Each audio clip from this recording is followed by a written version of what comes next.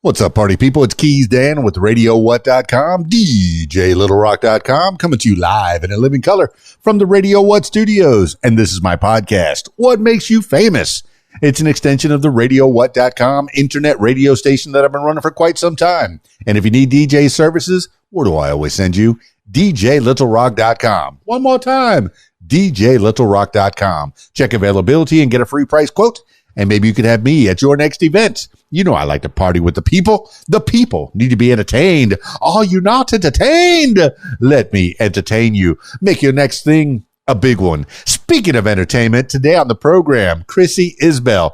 Yeah, you know who Crisie Isbell is. She's been on this podcast before. Singer, songwriter, Elvira impersonator. Been through so much and tells her story. She's newly a podcaster now. And, oh my goodness, she's got a new album coming out. So stoked. Skytone Entertainment, SkytoneRecords.com is putting that thing out. But Crisie Isbell Music.com is the place you ought to be. And I'll tell you that site right away because you need to be somewhat informed and listen to the podcast that we did before to get a hold of where Crisie Isbell is now. And I'm so excited to talk to her and let you hear what's going on with Crisie Isbell. So stoked. Let's see. This week's shows. Oh, this week I have one public show, my regular Friday night gig, the Rab in Conway, Arkansas, my usual video dance party, karaoke jam. Yes, I said karaoke. You're the stars of the show on this video dance party. Karaoke. They got a full bar. The kitchen's open. Pool tables. They got a pool tournament on Friday nights. So if you want to try your hand at playing pool and possibly make some money while you're doing it, I encourage you to check out the Rab in Conway, Arkansas. 8 p.m. until 12:30 in the AM is when I'm there, and you get to be the star of the show. They got the stage is yours. It's a little concert starring each and every one of you. Always a good time at the Rab, Conway, Arkansas. Come on out Friday night. Good times. Good times. All right. That's enough intro. Let's get into it with Crisie Isbell. I got her on Skype. There was a little problem with the video in the beginning part, about 10 minutes worth. But the audio is good. So, whether you're watching the audio or the video, I think I fixed it up as best I could, but, for about 10 minutes, it's going to be a little bit weird. Maybe the video and the audio is not going to sync up just right. But Skyping Crisie Isbell now. Okay. Oh, my goodness. Look who's on my screen. Crisie Isbell. And I'm guessing that's Mr. Isbell. Is that Joe? Where do you do the active speaker? Oh, I hear you. I see you. It was me changing my settings. I fixed it. Can you hear me? Of course I can. Okay. Let me see what angle looks best. I might have to go in. Hold on. Well, you know you're fantastic with videos. I don't even know how you get the audio so good on your videos. Are you wearing a mic? Is somebody putting a boom over your head? Or is that or do you have a very sensitive computer microphone? Maybe the microphone is sensitive. I have no idea. So can you see me? Yes. Oh, well, I did. Now you're in the dark. Okay. Let me find a good spot. Part of the time you're Elvira, mistress of the dark. So being in the dark isn't unusual for you. That's funny. No. Okay, yeah. I might have to go in. Let me go in. I was trying to have a beer outside. No, go ahead. You were really in good. You had good light for a second there, and that's the best light right there. Yeah, it's better in here. Okay. Still in the dark. I will turn on the lights. So y'all can see me good. I'm at an Airbnb right now. Yeah, you are in Brownsville, Texas. So how do I know you were in Brownsville, Texas? Because I was stalking you. I stalk you too. That's true. It's easy with social media. I mean, we post so much that it's hard not to know where somebody is at any given time. You know, maybe you'll post something an hour after you left said place, but people will know, you're in the vicinity. You're around here somewhere. So you're an Alabama girl, but you're out there in Brownsville, Texas. Brownsville, Texas sounds like wide open spaces. I mean, the Airbnb that you posted online on your Instagram, it shows you have you've rented a house with a big giant yard for your great doggy. And that's fantastic. Yeah. You take care of your puppy. I had to. Nobody can babysit him. So I had to find a house with a fenced-in yard. Well, you did. So, and that's okay. This is not a commercial for Airbnb, but I guess it's a commercial for Airbnb. When you do travel, would you rather travel with hotels, or do you like the Airbnb? Or I guess there's other services that offer pet services and stuff like that. But do you actually use that service, the Airbnb? yeah, that's all that I use. I'm just really down to earth. I grew up on a cattle farm, and I just, I don't want to stay in hotels. I would rather stay at an Airbnb. Well, I mean, people have heard the podcast already. They've heard your story somewhat. And actually, another video that you put up on your Instagram is it's very unapologetic. And the reason I've named this, I put that underneath your face there. If people are watching the video version of this, I have Crisie Isbell, my story, because one of the last videos that you posted is your story. You were wondering, or you're several faceted, very many faceted type of person. There was a thing a few years ago where is get you a girl that can be both. You have a girl that can, sensuous and dress very provocatively, wear makeup on point, and ready to go out to the club and knock them dead. And in the other instance, get you a girl that you can do both.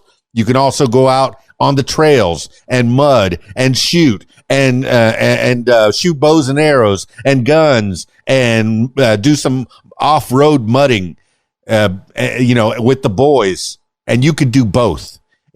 You're not stuck being one type of person. But, Crisie Isbell, I mean, we're here. This is the second time you've been on the podcast. You're having a beer. You're hanging out in Brownsville, Texas. The stars at night are big and bright. Deep in the heart of Texas. Okay. Right. But what's your story? Give my listener an idea of what's going on with Crisie Isbell now. What's going on with me now is I just started recording my new album. So my first song that I wrote is called Badass Lover. And this is like a Pat Benatar type of song. We're doing a lot more rock and upbeat and blues. The next song is going to be more of like a Stevie Nicks, Tom Petty type of feel. I mean, we're coming on really strong with that. And of course, I've got my podcast, and then, I've got Elvira. Yeah, I mean, there's many avenues to it. So I've really got a lot going on, but like you were talking about with me posting my story, I've done a lot to try to help other people and other women. And, it's like social media, everyone wants to post just only the positive stuff about themselves and give off this persona. And how should I put it? I know a lot of women that, they buy into, these bad things that people say about them. And, I just want them to know that, you got to own it. You got to own it. Well, you've been through. I'm not perfect, and I've lived, and, you've just got to own it.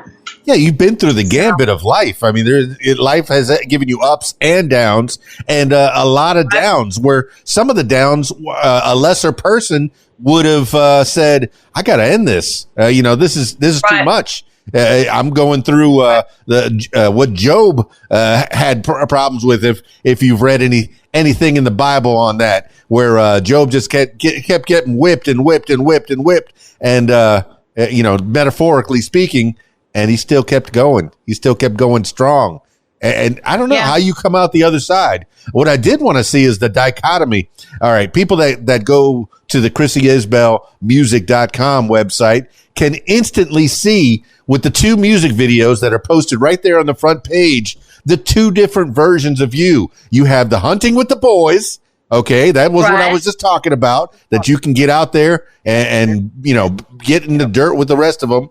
And you have My Last Soul, which is so beautiful, so melodic, and it shows the sensual side of you. And I got to know, is that bed still in the water? Did somebody leave this bed out in the water? Hey, let's make a music video here. Or was that bed put in the water for you?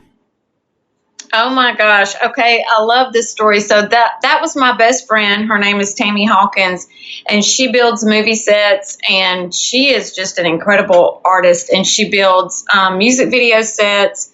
She does a lot of window art for businesses, and the battle scars on my back, she did that, for my album cover.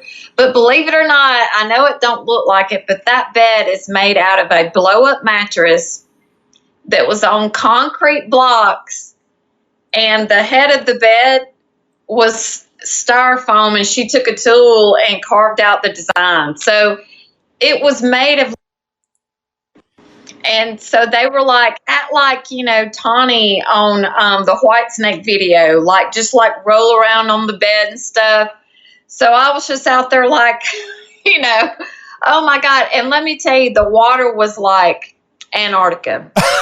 Through the whole video, every time I was in water, it was like Antarctica. And I'm sitting here trying to control, because I'm wanting to breathe real heavy, and they'd be like, action. And I would, trying to act like I wasn't freezing my ass off, but really I was cold as hell. But it was cool. Yeah, real cool, obviously. But, the acting side of you comes out. You are an Elvira impersonator. That is one of the many facets of you. And when Halloween comes around, I'm sure people are clamoring to get Crisie Isbell as Elvira to their different functions. They got to have you. And I'm sure you're not just wanted in the Alabama area, but all over the Deep South and maybe beyond. How far do you go with the Elvira? And I know I'm going to jump around a little bit on this because I'm so excited to have you in my face again. It's good to have you here. And then I want to ask you what you're doing in Brownsville. But tell me about Elvira and people dragging you all over the place. Well, it was meant to be, because I'm a writer, and I started reading Anne Rice. I was like 15 and just became obsessed with Anne Rice. And I love history. I'm really a nerd in real life, so I love history. And the history of New Orleans is just, you want to talk about fact is stranger than fiction. So I took the girls, my 2 daughters, we were having just a girl trip to New Orleans, and I was showing them all the sites and telling them the history and stuff like that. And I actually got an Airbnb outside of New Orleans just for safety, because I had the girls with me. And it was funny because the whole trip I had a backpack, and what people didn't know is that I had my 9mm, my turquoise 9mm in the backpack, because, I had the girls, we were by ourselves. So I'm a protective mom. I'm just being honest. So I went into a voodoo mama shop there with the girls, and I got to, because I'll talk to everybody, I don't care. So I got to talking to Lestelle, that works there, and we were just talking, and shooting the shit. And I was like, oh, I'm an Elvira impersonator. And she was like, well, show me. So I showed her the pictures, and she said, well, I, collaborate. I put on the Anne Rice's Vampires Ball every year. She was like, would you like to MC it as Elvira? And it's like an after party for the Anne Rice's Vampire Ball. And I was like, hell yeah. So I started doing that. And this year will be the 3rd year.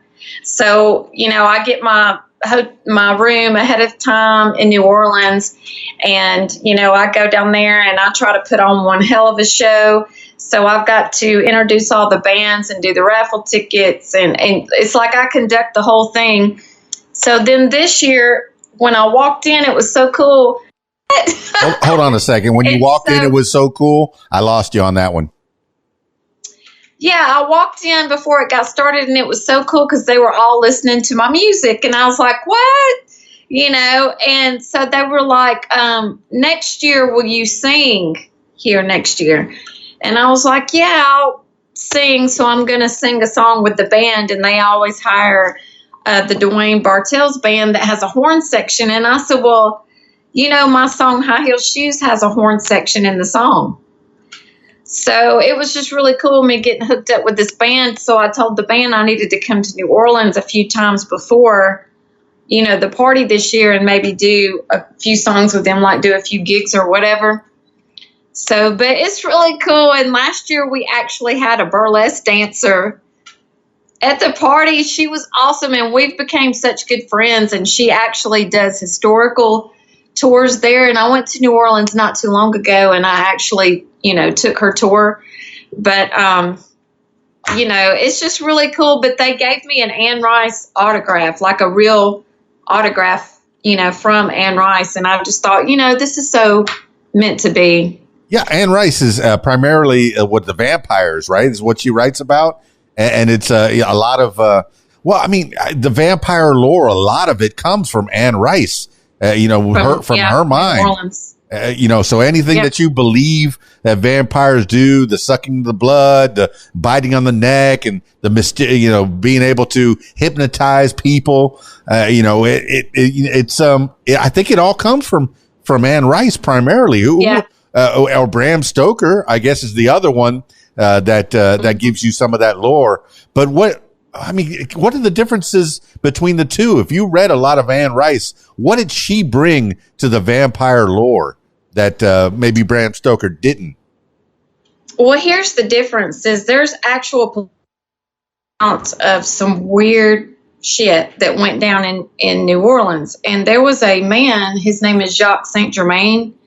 And I really believe that Anne used him as the inspiration for her main character, which was played by Tom Cruise in Interview with a Vampire when he was with Brad Pitt in that movie. Yes. But Jacques Saint Germain, he was a blonde, and, he was beautiful.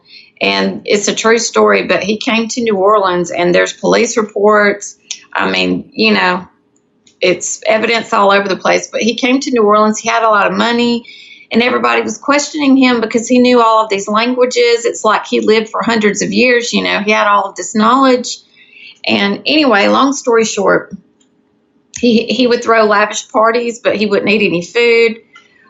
There's just a lot of if you only knew all of the real stories out of New Orleans. That's what I took my daughters around and would tell them about, these real stories of things that happened there. But anyway, he had a girl at the party. He took her out on the balcony. He tried to bite her, and she jumped off the balcony to save herself, and she broke her leg. And that's the police report. The police came out there, and she told him what happened, and so he skipped town. But that was a Jacques Saint Germain. And what was really weird is Marie Antoinette, from France, she actually, in her diary, she wrote about Jacques Saint Germain and described him and all of that. And that was hundreds of years before he was in New Orleans. So it's just, there's a lot of crazy stories that's came, out of New Orleans with Congo Square and, the voodoo and all of that stuff. But I'm a writer, and that's why I like history, because I like stories. And I really believe that fact is a lot stranger, than fiction. And I think that Anne, used a lot of factual stuff to create her fictional stories. No, I like that lore. And New Orleans is probably one of my favorite cities to visit. There's just so much magic there, literally and figuratively. There is magic there, especially the day and night magic. When I was there, I think I got there at 10 in the morning, and it was like a farmer's market. Everything was so, they were selling stuff in the streets. You walk down Bourbon Street, and it was just an extravaganza. You could buy anything on that street. And then as soon as nighttime came, around 6 p.m., bam, it changed into a whole different atmosphere, a whole different city. There was music on every corner, coming out of every club, every little pub. That's what I love. It was so beautiful, and different types of music. You heard the Zydeco, of course, that was coming out of here, but there was country and blues and jazz and just so much flavor. And speaking of flavor, the food Yeah, I love me a po' boy. I'm such a food addict. I mean, oh, I'm a fan. Obviously, it's all over my face. Yeah. I'm glad I'm going back to the gym and trying to get some of this off. I got to turn this Titanic around. Maybe I'll start doing some pole dancing like the lovely Crisie Isbell. You know, hey, you were a pro. I love that. I would so tip you. Oh my goodness! Don't make me go broke, okay? Don't threaten me with a good time. But I mean, you were a pro way back when. You've given that story several times on your Instagram and on your various social medias. I encourage people to follow you on the Instagram. I mean, you're becoming an influencer, whether you like it or not. You have a great following, whether it's because people find you very attractive, or they are inspired by your physique, your physicality, or they're inspired because you do the off-road, the outdoors portion of Crisie Isbell, or of course the music, which is so beautiful, and it comes from the mind of Crisie Isbell. There's so many facets and you've lived a life that has, the foster child, the addiction coming through. Oh my goodness. Give the people an overview of how you came through it all. Crisie Isbell out of Alabama, going through the gambit, running through the ringer. Yes, I mean, this is why I love Billie Holiday, and yes, I still collect vinyl. And I have a Billie Holiday record, but, she was a prostitute. She was so freaking talented, just unbelievable. And I think that when you go through stuff like that, it makes your art so incredible because you've lived through some real shit, And, I went through the foster care system. I was in foster homes and group homes, and, I lived through the abuse. And then when I became an adult, I actually... I was begging the DA, to be honest, for several decades to take on my case in Alabama, and they would ignore me. But they finally hired a female investigator that took on my case, and she dug out all of my old records from being in foster care. And I actually went back and put my stepdad in prison as an adult. And that felt really good because in Alabama, there's no statute of limitations, And so, from that,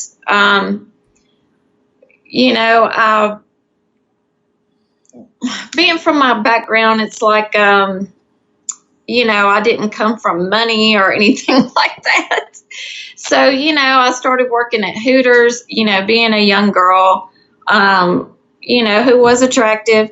And I started doing bikini contests. I did Hawaiian Tropic and Venus swimwear, and I went through that, and, I went on from that into dancing. I was a stripper in my early 20s. And believe it or not, the weirdest part of the story is this. I didn't get into dancing because of other girls it's so weird. But when I was doing bikini contest, I actually met a bunch of my guy friends that were dancers, and they were like, oh, you should be a dancer.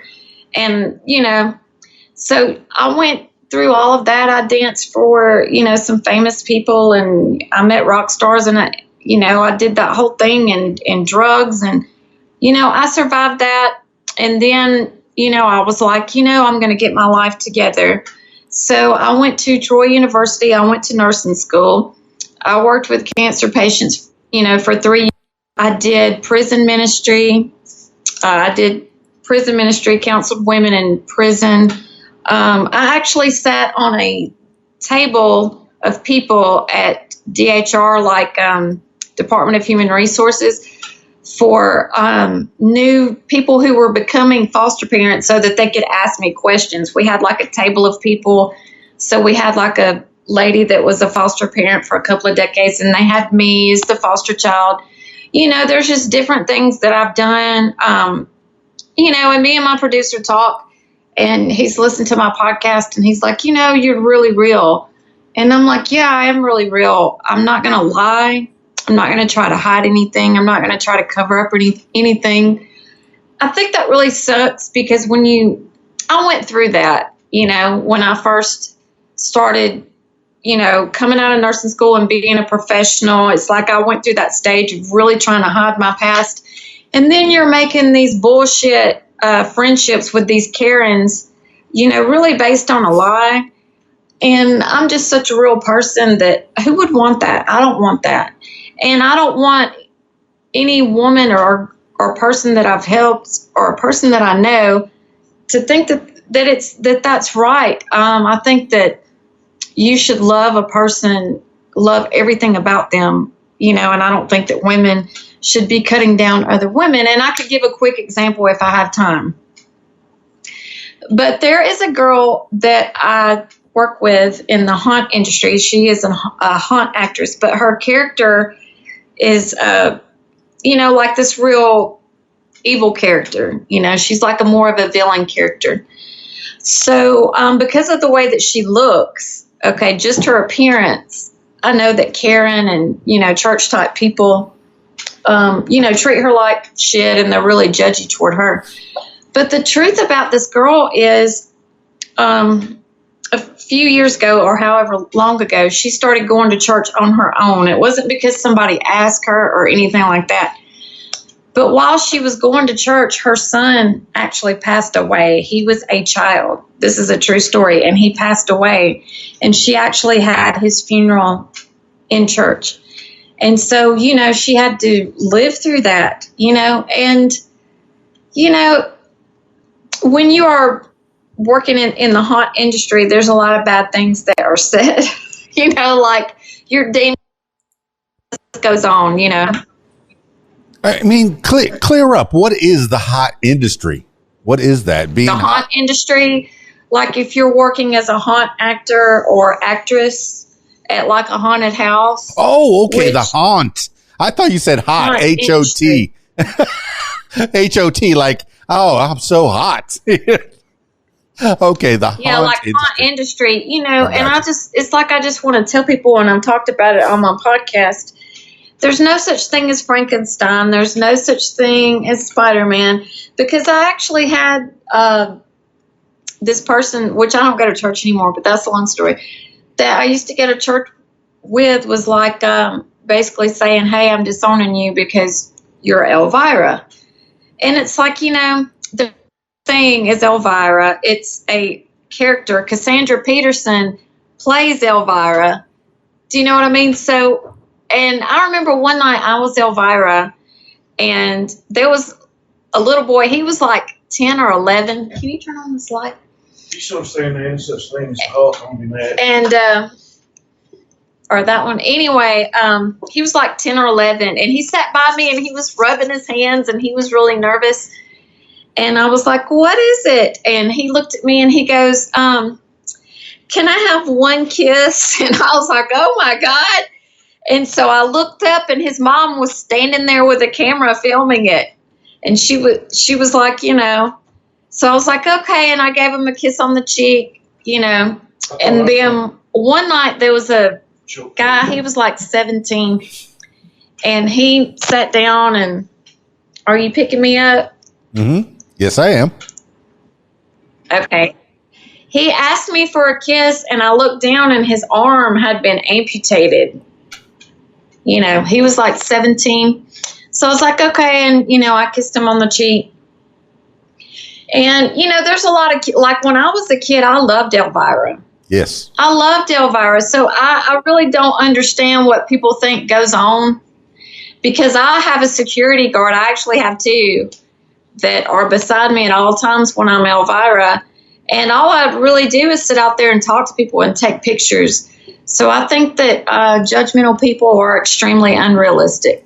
It sounds like there's a little more than meets the eye. I don't want to make full apologies to all the Karens out there, since your name has been co-opted as a not very sportsman-like person. The one that will call the manager if the tartar is a little too cold, and I think it's supposed to be served cold anyway.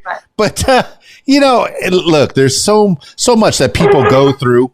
There's a saying that if you put all your problems in a pile, if everybody in a group put their problems in a pile and saw what everybody else is dealing with, they would take their own problems right back, because people don't know what you're going through. But and you did just start this podcast, and I haven't had the pleasure of really delving into it on the Tony Curie Radio's network there. Yeah, you're on every night, doing, spilling your story. And I think that the best podcasters are the ones that aren't afraid to bear all. Not just the good parts, like when you're, well, even in the videos when you're doing your pole dancing, you say, okay, that's only the best part of the pole dancing. You said that when you first got back on the pole at this age, and you're not that old. Okay. You're not old at all. And you're in very good shape. But even so, it wasn't like getting back on a bike. It was hard on a body. But even that, it's inspirational.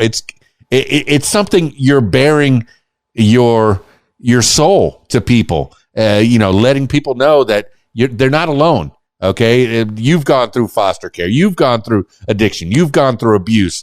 You're not alone, and you're giving people a shoulder to cry on, so to speak, and I'm happy to have you out there. I'm not afraid to be talked about too. I'll jump right in and be talked about too. Well, I mean, the older that we get, the less F's we have to give.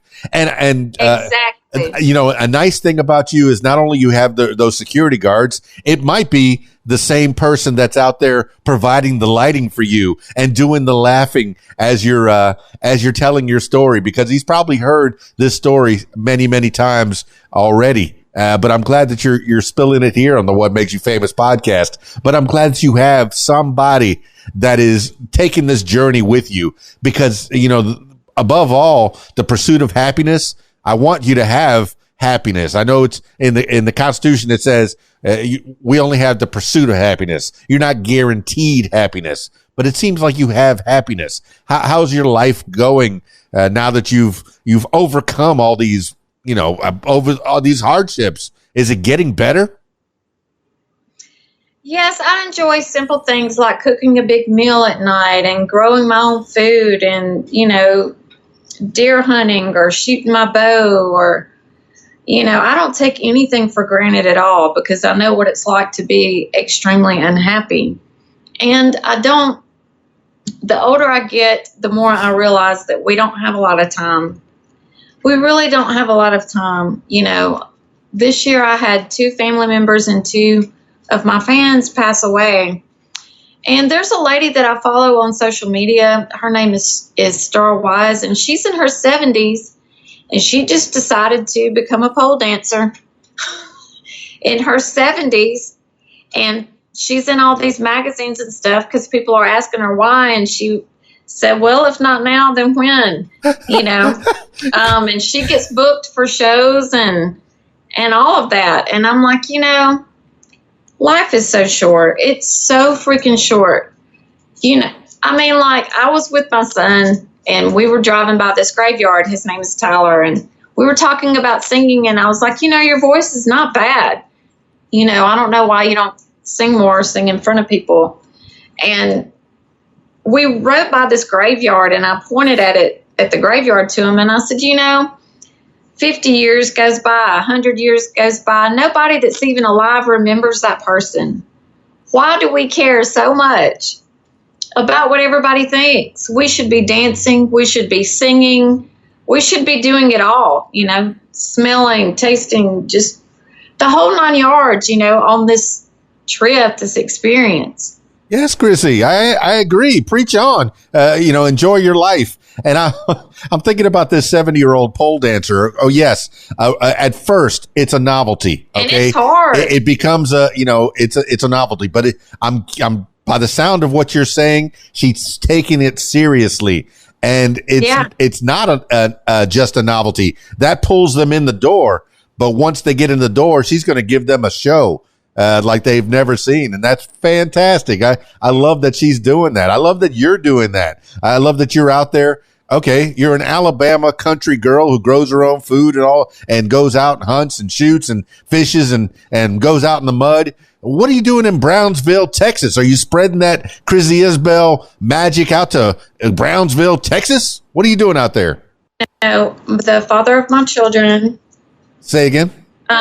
He is out here doing a job, and they're building or remodeling a man camp for a sand fracking company.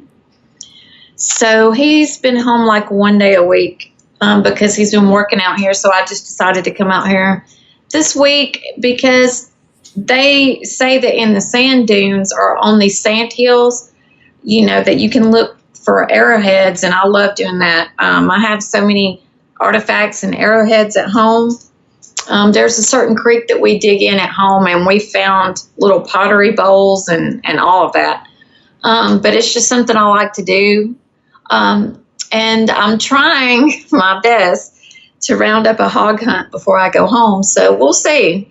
I'm not even sure what a hog hunt is. And here I am in Arkansas, home of the Razorbacks, go Hogs, that kind of thing. But, you say that you go out and you look for arrowheads. What do you do with the arrowheads? Because I'm looking at the video. Once again, the people that are listening to the audio version of this, check out the video because you'll see Crisie Isbell right there next to me. Boom, boom. But you have interesting jewelry that you have. What does that signify? It's not stuff that I see every day, that type of jewelry. Tell me about the jewelry that you're wearing. This is a moonstone. This I got in the French Quarter of New Orleans. And this was a birthday present. And it's funny because I actually put a picture a long time ago on social media because this jewelry store, it was like an upscale jewelry store in New Orleans. But listen to this. They sold jewelry and nude statues. Just like Spencer's Gifts. And I was like, only in New Orleans. I mean, these big concrete nude, completely anatomically correct statues. Not just like Spencer's and Gifts. like really fine snobby jewelry in the same shop. And I was like, only in New Orleans. That's pretty cool. I mean, growing up in Miami, I remember there was one statue that my mom had for some reason, and it was a statue. And this, I think that this really informed my love of the female form, the figure. It was all white, and it was like a ceramic statue of a woman with her arm over her head. She was kind of kneeling down, and the boobs were there, and the backside was there, but it was all white. It wasn't detailed where it was all painted, but it was porcelain white. And I remember seeing that, and I'm thinking about it. Wow, I hadn't thought about that statue in a long time, but I think that really informed, my love for the beauty that is woman, because women are beautiful. You got to face it. Women are beautiful. Men, ugly can be. Okay, there's only a few exceptions. And you said that you are a nerd. I don't think you're allowed to be a nerd as pretty as you are, because Ryan Reynolds, as good looking as he is, he's funny. Okay, which makes the funny people very upset is that there's this really, really good looking dude, and he's funny as can be. And he's kind of nerdy too. But yeah, I'm really nerdy. I did 4 years of school and 2 years and 2 summer schools. All right. You have that's your nerd cred is out there. What are your movies? What are your go-to movies? If you even watch movies, what was the last movie you saw in a theater? Does anybody go to theaters anymore? I don't know. What's the TV show that you're watching? I know I'm sending a lot of, what's the media that you're consuming right now, to give you fodder on your radio show? Movies that I like is, my top 5 would be Boondock Saints. I love that movie. I mean, come on. Good one. American Psycho. I like Harold and Maude. What? That's the greatest love story of our time.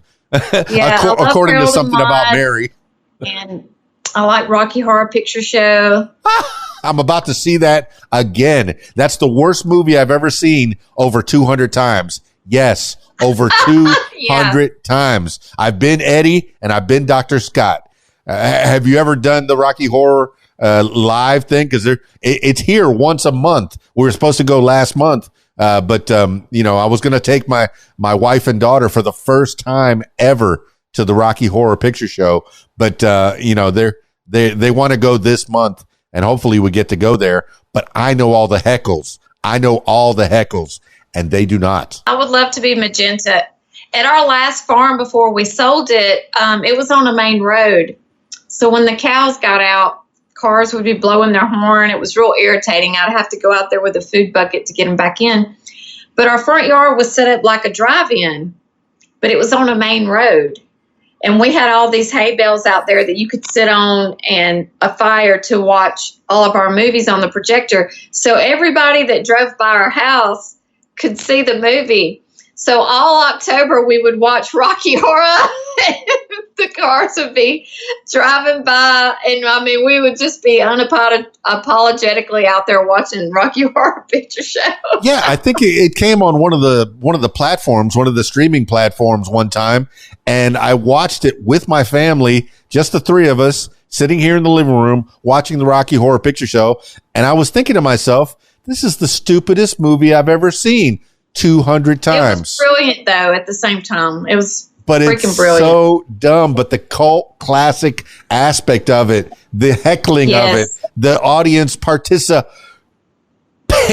part of it. Oh my goodness. Yes. Yes. I appreciate that. And I look forward to going back to that. Okay. I think I cut you off. What was another favorite movie of yours? I love Trailer Park Boys. I like all the movies. I like the series. I love all the characters, because I'm a funny person. So I really love Trailer Park Boys. And I like American Horror Story. I mean, the writers, wow. And there was one writer on there that he's actually my friend on Instagram. But the writing was just, blow you away. I love American Horror Story. I love it. And my favorite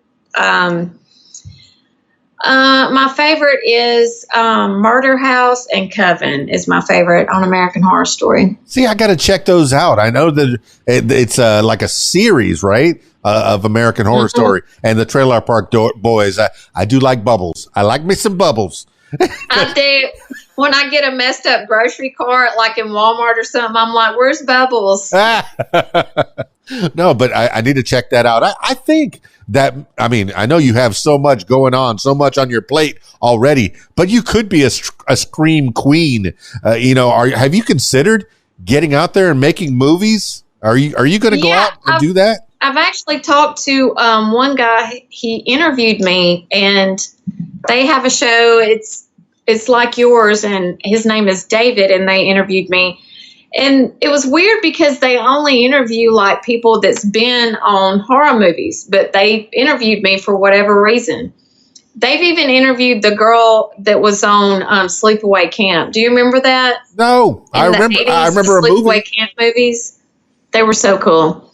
But they had me on there because of my album and because of Elvira.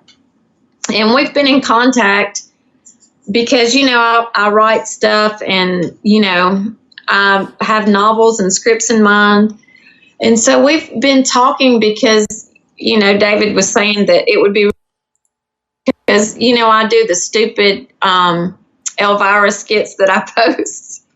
They're not stupid. And he They're said well that thought I'm really out. Funny. So he was like, man, it would be really fun to work with you. And I'm like, yeah, so we'll see.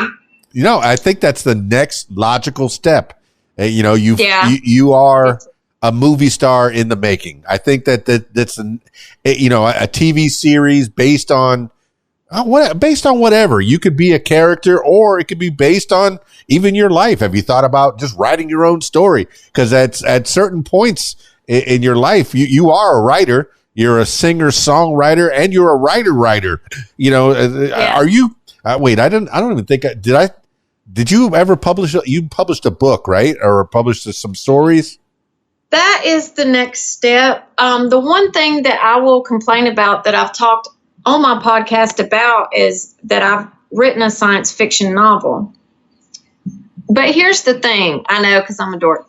Science fiction, double feature, right? Look at those lips. Right. So, here's the thing. There's so much writing now that's getting canceled, or when they make a movie, stuff's getting changed. And it's really sad to me because I've been through a lot of serious shit and a lot of bad shit. And writing was the one thing I could turn to because you're allowed to say anything you want. make up any kind of characters that you want. Now it's like everything is just so censored. And so with the science fiction story that I made up, I mean, like, they just canceled James Bond, the 007, because they said that, it was too like a male chauvinist sort of thing.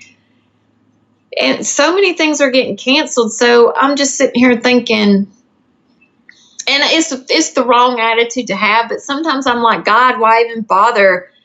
I mean, you could be dead and years down the road, somebody could be like, well, we're just going to cancel this, or we're going to change this or change that. And it's like, in art, there shouldn't be any rules, and in music, and in writing, and in painting. What if somebody was standing over me every time I paint? Well, I mean, it should be limitless. The last bastion of freedom is comedy. That comedians can say almost anything that they want, except. And I think, that, yes, we are getting too sensitive as a society, very, very much so. And we're overcorrecting. But is overcorrecting the right thing to do? You call me he, she, they, them. And if you don't call me he, she, they, them, I'm going to cancel you like a stamp. I'm going to, boot you out of this place because I don't want you here. But I work with everybody, all kinds, the black, the white, the red and the brown, the purple and yellow. I think that's part of the rapper's delight. But I love, it's hard when you have to walk on eggshells in front of certain people, but I appreciate, you're representing with Elvira. That's a gay icon in itself anyway. I think there's drag queens that do Elvira. So you're sensitive to that area. Fans, go ahead. That contact me. I have a lot of fans that are drag queens that contact me. I have one from Germany because of my song High Heel Shoes. And because I am Elvira and all of those things. I love everybody, but I've lived a hard life. So, my art and my writing, it's not for the faint of heart, No, it's not. But, and you're okay. You could be apologetic and unapologetic at the same time. I don't know how you achieve that dichotomy, but somehow you do. You pull through. People are going to forgive, slip ups, but are they slip ups? No, I don't care. Or I do care, but I don't care. If I said something to offend you, too bad. I'm so sorry. That's on you. Why are you offended by something that I said that's giving me too much power over your life? Right. So if I said something and you didn't like it, all right, well, you don't have to be my friend. But, like the science fiction novel, if I publish it, I'm going to go all the way. And that's the thing, that I've been sitting on. And I should publish it. I think that people should publish their work. Well, you're talking about canceling and book burning. There's books that have been changed. Tom Sawyer was Slave Jim. That's not his name. That's not what the name was in Tom Sawyer. Slave Jim. And eventually it's just going to be Jim because, slavery is going to get written out of history. And, of course, if we don't learn about that portion of our dark history, we're going to be doomed to repeat it. Right. That's what I'm saying. I'm not going to lie about my past and just tell the good, perfect stuff. Well, that brings it right back around. I made it through that. I survived. Why should I have to lie about it? That brings it right back around to your story. And now tell me about the new album that's coming out. I'm so excited because Scars was fantastic and it's still available. If you go to your website, you have a link to get the album, and it takes you right to the Skytone Entertainment site. And I'm guessing the reason you use them is you get the majority of the money, or you get all the money. I hope you get a big piece of it. That's the record label that my producer has in Tennessee. It's Skytone Entertainment. It's good to have people on your side. Is he the one that helped to produce your next album as well? Same producer, Frank Green. He's won Grammys. He got me on the Grammy ballot 4 times, which is just crazy to me. When I got on the charts, I just couldn't believe it. It's exciting. It's exciting. So, people make art for various reasons. The main reason that I hear is because they have no other choice but to put this art out there, and you put it out there, and if somebody finds it helpful to their lives, so be it. That's just the icing on the cake. If people recognize that you've done something that touches them in a certain way, that's fantastic. And you go to the Oscars. That's amazing, incredible. What other adjectives can I use? Yeah, I mean, when I was making the album, I just was genuine and I was real, and I never expected it, to get on the charts or on the Grammy ballot, but it did. So, and then this album is a lot better.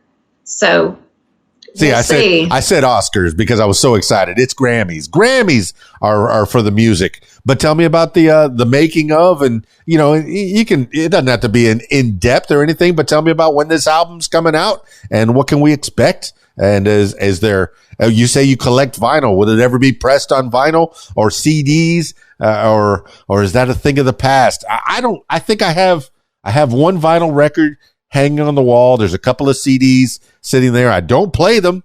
I don't have anything to play them on. Oh, I guess I could play the CDs on a computer that still has a CD-ROM in it. But the album, I don't have. I have 2 albums left. Out of my collection of thousands of albums that got stolen over the years. But will it be pressed on vinyl or CD? I still have a working record player, but I talked to Frank about that, my producer. I was like, man, I would love to have all of my songs put on a record on vinyl because of the popping that it makes when you play it. It's so cool. Do you remember going to the drive-in when you were a kid? And when they'd start the movie, it would have all of those dots that lit up, and you would hear that crackling when the movie started. I remember working at WKPX 88.5 on the radio and having to go to the bathroom. So what I did was I put side 1 of Dark Side of the Moon by Pink Floyd so I can go to the bathroom, which was way down the hall. And I had to go real bad. So you put an album side on. Hey, I got a treat for you. Here's an album side. And they don't know what I'm doing. I'm going. But I did go one time. I did leave an album on long enough to where it got to the end of the album, and all you heard on the air was click, click, click, click, click, click, click, click. That's so funny. It was only for about a minute or so, and really nobody was the wiser because I think 3 people in their dorm rooms were listening to that show because it was all the way down at 88.5, way down on the FM dial. And I've come a long way since then, and so have you. You've come a long way since your humble beginnings. Right. All right, people go to TikTok and they put a filter on to get the eyebrows shaped like you have.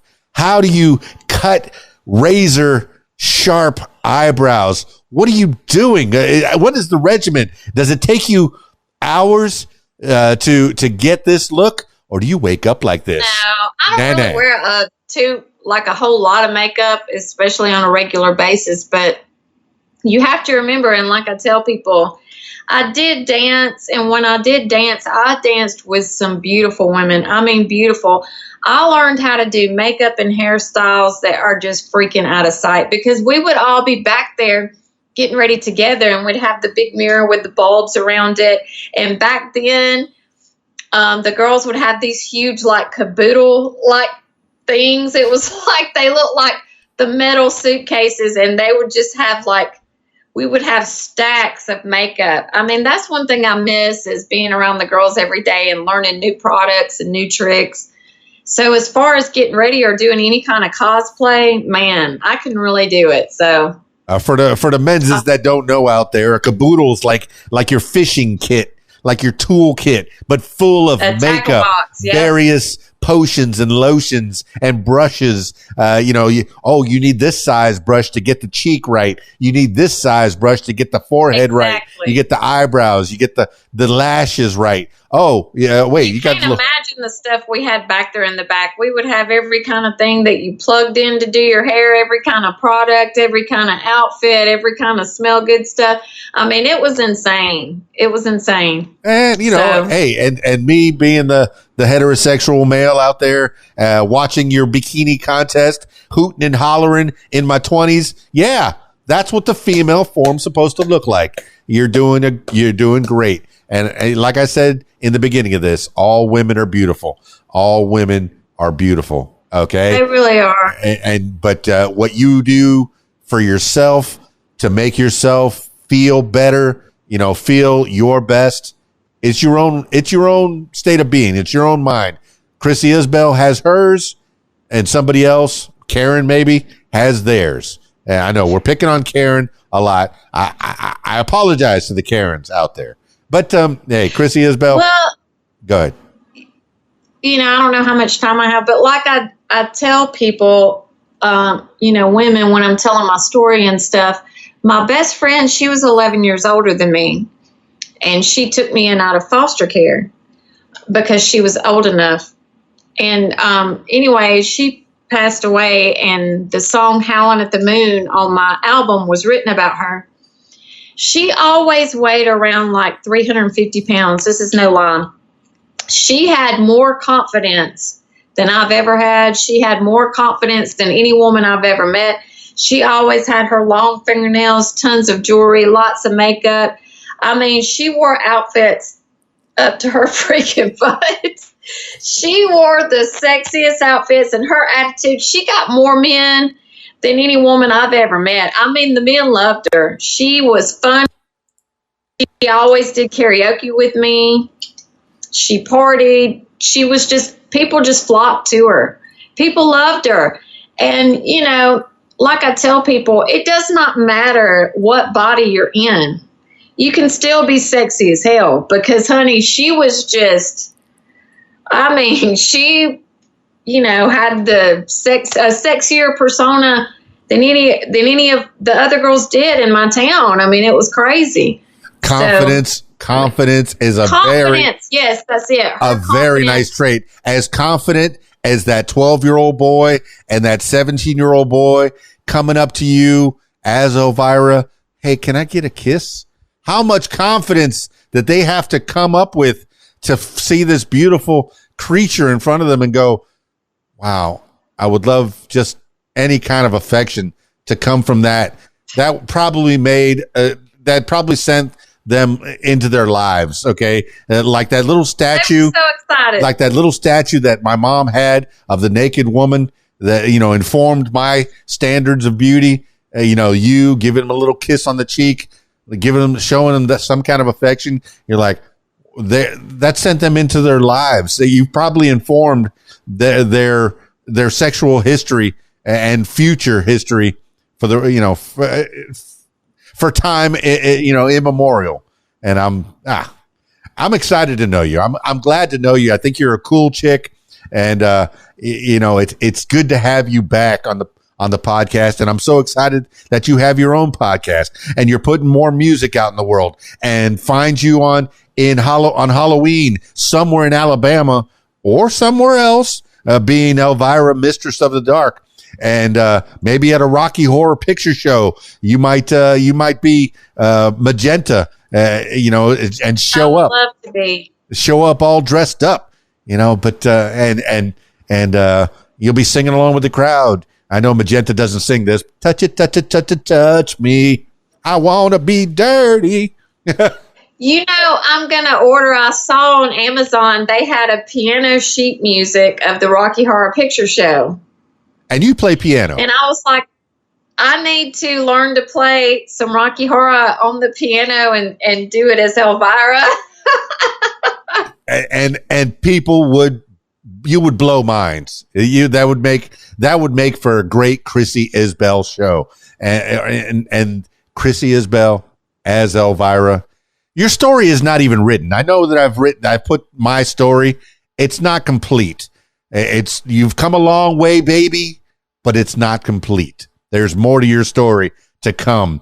And I want to see you. I want to see you in pictures, kid. Hopefully there's some kind of a producer out here that sees Crisie Isbell and goes, I want to see you in my movie. I want to see you on my television screen, in my YouTube series. Now that, there's social media, you can make your own thing, and you're writing your own story. I want to see you, publish your science fiction story, and then sell the rights for millions of dollars, and become, financially satisfied. All that. I wish all that for you, Crisie Isbell. Oh, fantastic. Awesome. And one day I'm going to get up your way so that we can have a few beers together. Yeah, I'm going to give you all my beers because I don't drink. I had a half a beer one time and I passed out. Not good. I'm not good. My gosh. I'm a terrible. I don't think I'm a drunk at all. I had a half a beer and that was it. That was all I can handle. And I never wanted to touch the stuff ever again because I like my faculties. But I do watch a lot of other people get drunk while I'm playing my karaoke shows, and that's kind of fun. So, hey, being in the music business, being in the entertainment field, it's a lot of fun.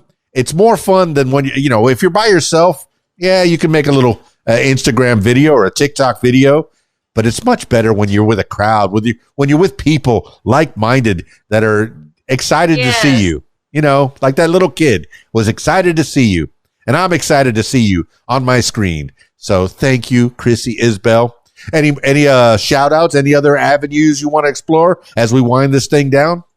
Which that's a lot of avenues. That's a lot of avenues. There's a lot of facets to your life. So, but hopefully I'll find someone to work with. Hopefully me and David can figure something out. That'd be really great. All right. Well, you've given shout outs to your producer, your record company. Right. Any other shout outs to people like your lighting manager that's been running around the kitchen that you're in right now? Who is that guy? Joe Isbell. He's the father of my children. It's amazing that he's got the same last name as you. So that makes sense. That makes a lot of sense. No, I'm glad that you still have a working relationship with him. You have to. You got kids. That's fantastic. You've made a great thing. You made some great kids. And are they thriving and surviving? Are they getting out in the world and doing things? They are. We were just talking about it because we just blinked our eyes and like our kids are grown. We have one kid left, that's underage, and she's 10, and that's Stormy, my little redheaded girl. And, we have a son at home who he works in the haunt industry with me, and so does Stormy. So we all work in the haunt industry, and Joe will go there. He's like one of my security guards along with the other security guard. But our son, Joseph, he will actually be 30 this year, but he has autism. But he's extremely highly functional. He works over 40 hours a week. He pays his own car payment, his own phone bill.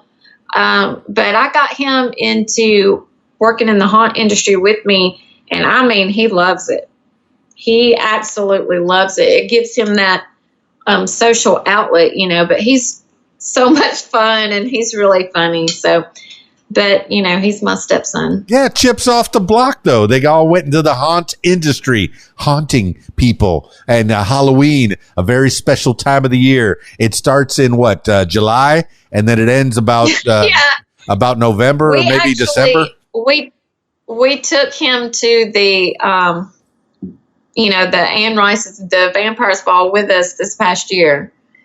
So he got to dress as a vampire and go with us and all of that good stuff. It was really cool. I took my best friend Tammy that, did my bed in the music video, and Joe went. So, we all went as a little family. So, I know people might think different, but I'm really not that much of a partier. I mean, I have fun and I'll have a few beers, but really I love my kids to be with me and, my family to be with me. All right. Well, let's wind this thing down. Last words for the people. This could be words to live by. I don't want this to be the last time that we talk. I always have a great time when I chit chat with you, whether on the phone or on this podcast. It's nice when I look at my phone and, oh, look, Crisie Isbell's calling. Excellent. It's always a good time. And I want collaborators to go sneak into your social media, into your DMs, business only, and and offer collaboration if they want to sing with you, if they want you to perform at their parties as Elvira or, as any other scream queen. I'm sure you could pull it off.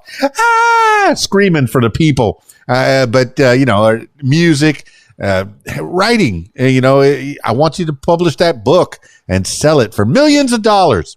But now I guess we'll wind this thing down. Let's give last words for the people, words to live by, something you heard a long time ago, maybe a mantra you wake up with every morning, or whatever pops into your head at this moment in time. Crisie Isbell, give the last words for the people.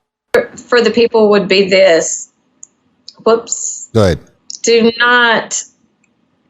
not buy into any guilt and shame. Be yourself unapologetically. You don't have to, rely on the approval of other people. If other people don't understand, then they just don't understand. Just keep on moving, move forward. Well, there you have it, party people. Crisie Isbell, just churning out the good stuff. A writer, a science fiction writer. I didn't know that part of her story, and her story is not completely written. I know it's Crisie Isbell, my story, but her story, it's been a journey so far, and it's just going to keep getting better and better and better. All those experiences that she's had in the past, I'm guessing, Crisie, you're still listening. All those experiences that you've had in the past are just being turned into creative. It's just fodder. It's creative juice. It flows and it helps other people out. You're not alone. You've been through abuse.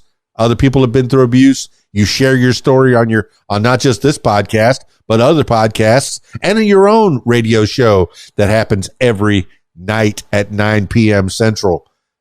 Crisie Isbell, you're a wonder, and I'm glad to know you. I appreciate you so much for coming back on the What Makes You Famous podcast. All right, that's it for this edition of What Makes You Famous. Oh, yeah, I need to tell you, CrisieIsbellMusic.com. Make sure you go there, my loyal listener. All right, that's it for this edition of What Makes You Famous. Now, if you, my loyal listener, if you'd like to tell your story, I encourage you to give me a call, 501-470-6386, or email keysdan@AOL.com. That's it for me. It's keysdan, radiowhat.com, DJLittleRock.com. Peace. I'm out of here.